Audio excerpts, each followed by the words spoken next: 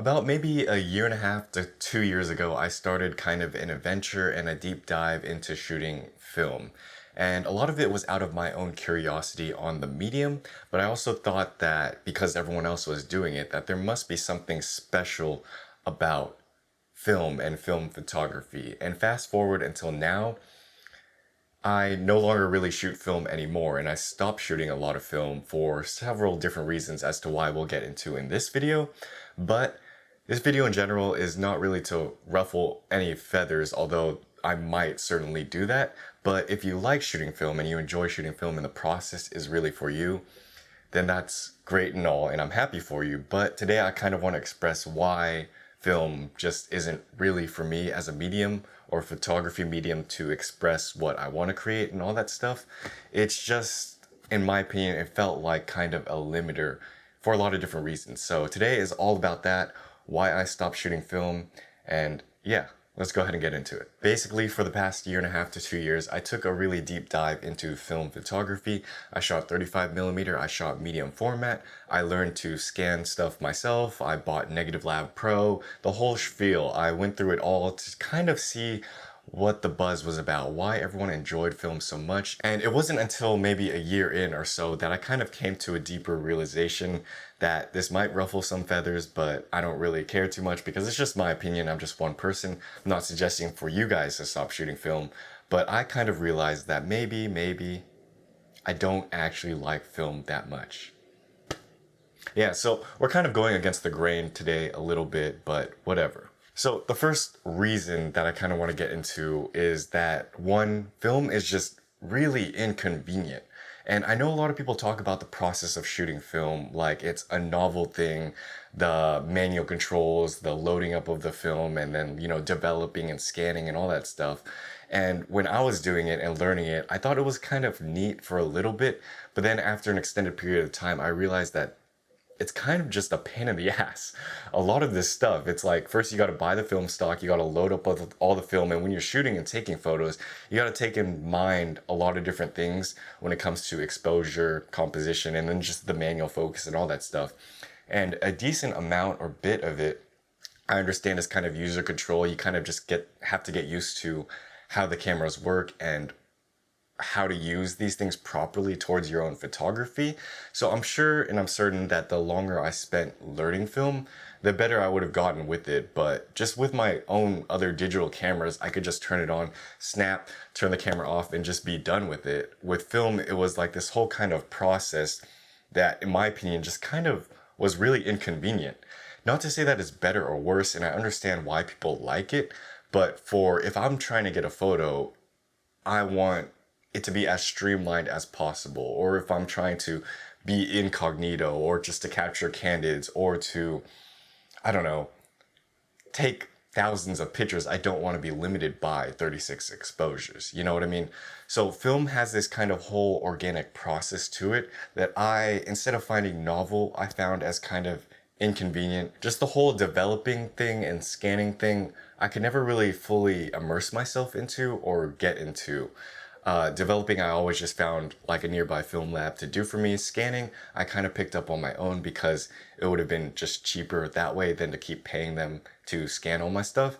And I just found that compared to digital photography, which I could just go out during a sunset and capture thousands and thousands of images, hundreds and hundreds of images, and come back with like 1,000 photos on my SD card, which I have done before, loaded up into my computer, and then it's just there perfectly ready for me. I know exactly what to expect. There's not a lot of uncertainty with the type of photos I'm gonna get, and I'm able to have a lot of flexibility of the dynamic range to the point where I can edit a lot of these photos exactly where I want it to be or need it to be.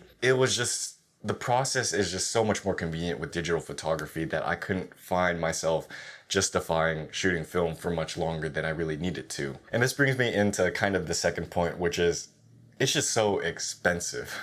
Film is really, really expensive, and it adds up. And I know a lot of people sometimes say that the startup costs of film compared to digital is much different, because with digital photography, you gotta spend more upfront for the camera. Whereas with film cameras, you can find a really, really cheap 35mm camera for like not that much. It's just the startup costs are much lower for film. But I realized that as time passed, over and over just to get the same amount of photos, I would be spending a lot more with shooting film. The cost of the film roll itself, and then the cost of developing and scanning.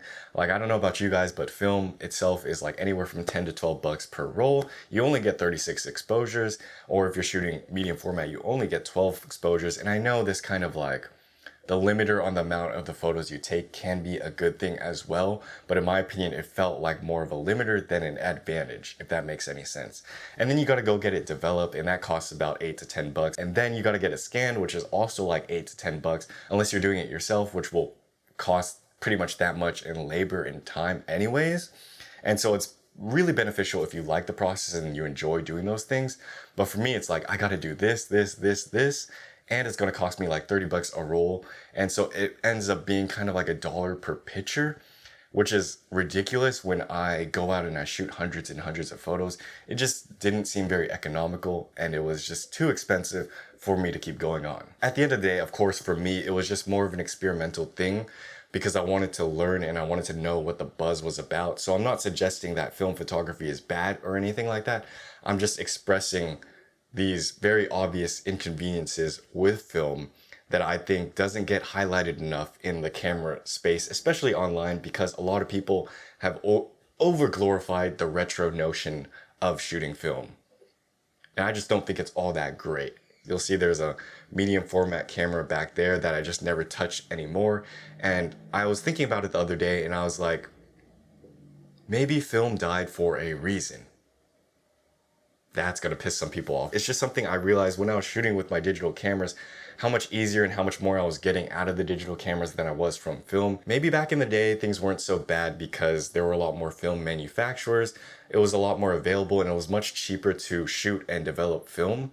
But nowadays, it's just way too expensive in comparison to digital cameras. I think digital cameras have come such a far long way where it's just shooting film is really a novel thing as opposed to a functional thing. And so the third point I was kind of getting to is that I had to really make a decision and a choice whether I wanted to keep shooting film or not, and what I wanted to actually accomplish with photography. And this came from the realization that film is non-synonymous with good photography.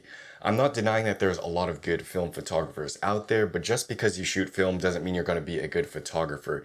And so for my own use case scenario, I had to deal with kind of the idea that either A, become a good photographer in the means that was most convenient and beneficial towards my learning and my growth, or B, become a photographer that shot film.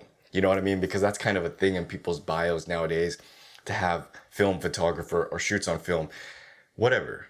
The medium you shoot with doesn't matter, and that's what I had to kind of accept, is that it doesn't matter whether I shoot film or whether I shoot digital if my photos suck or if my photos are good. I understand that these things don't necessarily come at the expense of one another, but it's something that's important to think about when doing these things, because if film was the right medium for my visual space, then it would have been perfect. But at the end of the day, it wasn't. And so I had to abandon the idea of shooting on film and the coolness of shooting on film and the fitting in with what everyone else was doing when it came to shooting film, in an effort to become a better photographer or a visual artist or whatever. And I'm not even that good, but that's, you know what I'm talking about. So I think that was one of the big things for me, is that I had to come to grips with reality that shooting film doesn't make you necessarily a good photographer. It can, but if it's the wrong medium for you, that's something that's good to be honest about. So kind of the main takeaways from this is that if you enjoy shooting film and you like shooting film, by all means continue doing it, because that's what's going to make you happiest, and that's what's going to allow you to create what you're going to create. But I just don't want anyone starting in photography to think they have to shoot film or think that's the holy grail of photography just because everyone else is doing it. I came to the heavy realization that it wasn't, especially in my case, and that I don't actually like film that much. Now, I'm not closing the door on film entirely. Every now and then, if I feel like it, I'll pick up like a 35mm camera and go take some photos. But I realized for more heavy, more intensive and artistic work, that I'm going to just kind of shoot with what I feel like and what I think allows me to create the best work, which has come full circle towards being just Fujifilm cameras in general. So that's where we're kind of at. Again, don't know how cohesive this was. I think a lot of these videos are becoming kind of rants nowadays, but hopefully we got through this without making anyone too mad or pissed off. If you enjoyed this video, please subscribe to the channel down below. We talk about photography and other things of the like. And if you have any thoughts on or perspective on film photography and digital photography and how you're managing or handling both kind of mediums nowadays, be sure to leave a comment down below. I'm kind of curious to see what you guys think about it in the end. And yeah, thanks for watching as always. I'll see you guys later. Peace.